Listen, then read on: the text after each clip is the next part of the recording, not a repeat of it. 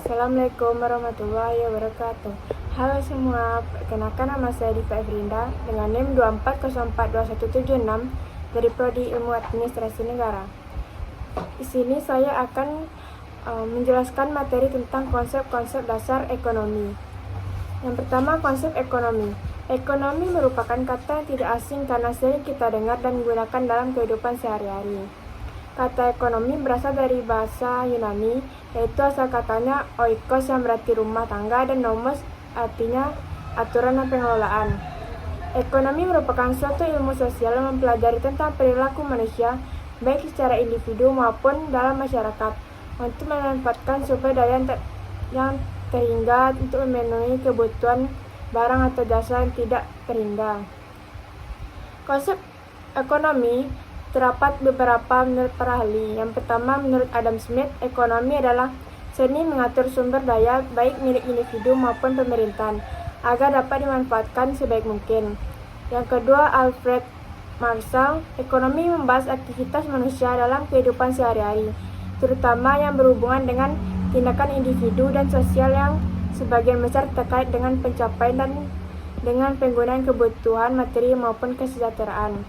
Yang ketiga, menurut Abraham Maslow, berpendapat bahwa ekonomi adalah suatu bidang yang berfungsi memberikan solusi untuk menyelesaikan permasalahan asas kehidupan manusia melalui sumber daya yang ada secara efektif dan efisien, berdasarkan prinsip-prinsip serta teori tertentu dalam suatu sistem ekonomi.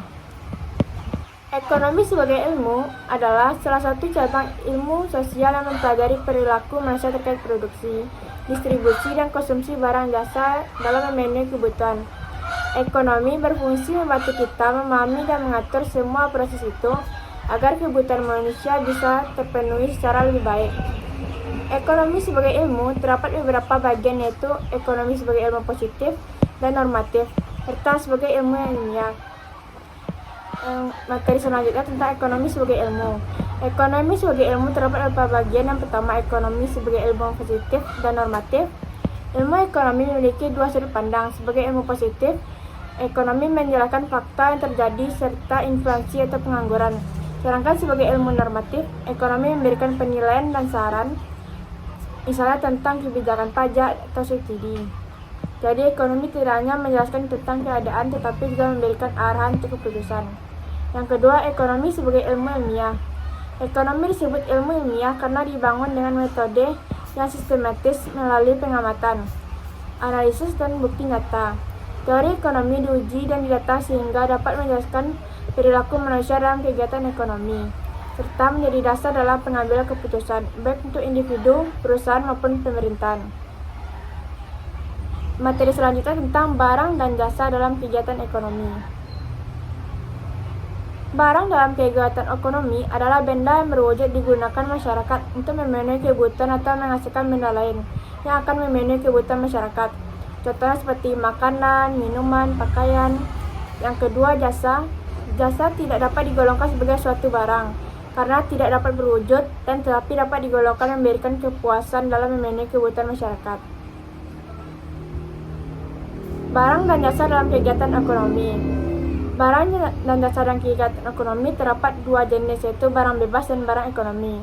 Yang pertama, barang bebas adalah jenis barang yang tersedia sangat melimpah di alam sehingga manusia tidak perlu mengeluarkan biaya maupun usaha untuk mendapatkan barang. Barang ini memiliki nilai ekonomi karena ketersediaan tidak terbatas. Contohnya barang bebas ini seperti sinar matahari, udara, angin, dan air. Dua, barang ekonomi. Berbeda dengan barang bebas, barang ekonomi memiliki jumlah yang terbatas dibandingkan dengan kebutuhan manusia. Untuk memperolehnya diperlukan pengorbanan berupa tenaga, waktu, maupun biaya. Karena sifat barang ekonomi ini langka, barang ekonomi memiliki nilai hasil jual yang bisa diperjualbelikan. Contoh barang ekonomi seperti beras, pakaian, rumah, kendaraan, listrik, serta air minum. Selanjutnya ada kegiatan ekonomi. Yang pertama, produksi. Kegiatan ekonomi ini terdiri dari produksi, distribusi, dan konsumsi. Yang pertama, produksi. Produksi adalah kegiatan menghasilkan barang ataupun menyediakan jasa agar kebutuhan manusia dapat terpenuhi. Pelaku kegiatan ini disebut produsen. seperti petani yang menanam padi, pabrik yang membuat sepatu, atau penyedia jasa transportasi. Yang kedua, distribusi. Distribusi merupakan rangkaian aktivitas menyalurkan barang dan jasa dari produsen ke konsumen. Jasa dari produsen ke konsumen ini memasukkan produk yang dihasilkan bisa sampai digunakan oleh masyarakat. Pihak yang berperan dalam distribusi antara lain adalah pedagang, agen, maupun perusahaan transportasi. Misalnya beras dari petani disalurkan kepada pedagang pasar sehingga dapat dibeli masyarakat. Yang ketiga, konsumsi. Konsumsi adalah kegiatan menggunakan dan memanfaatkan barang maupun jasa untuk memenuhi kebutuhan sehari-hari. Pelakunya disebut dengan konsumen, baik individu maupun rumah tangga. Contohnya kegiatan konsumsi ini yaitu membeli pakaian, makanan di restoran, dan menggunakan jasa angkutan umum.